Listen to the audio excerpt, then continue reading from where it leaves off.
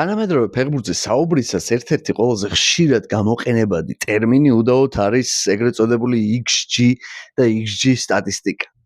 მაგრამ რას ნიშნავს რეალურად ეს XG და რას ითვლის ის? ეხლავე აგიხსნით. ბევრს გონია რომ XG უბრალოდ სახიფათო მომენტების რაოდენობას თვლის, თუმცა ეს გაცილებით უფრო რთული მოდელი არის და მისი დანიშნულება ცოტა სხვა რაღაცაში არის. XG მოდელი ითვალისწინებს მაგალითად რა მანძილიდან შესრულდა დარტყმა, რა კუთხიდან შესრულდა დარტყმა, როგორი პასი მივიდა მანამ სანამ დარტყმა შესრულდებოდა, კონტრშეტევა იყო თუ პოზიციური შეტევა, მცველების რაოდენობა, რამდენი იყო საჯარიმოში დარტყმის მომენტისას.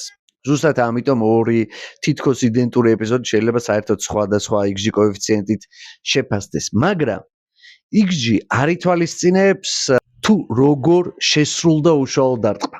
ანუ XG თვლის ყველაფერს მანამ სანამ შესრულდება უშუალოდ დარტყმა.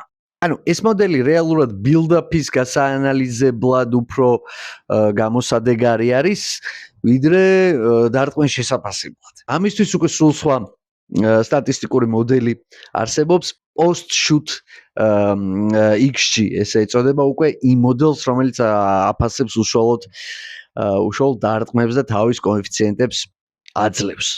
რა თქმა უნდა, XG საკმაოდ მნიშვნელოვანი სტატისტიკური მოდელი არის და თანამედროვე ანალიტიკოსებს ის ძალიან ბევრ რამეში ეხმარება.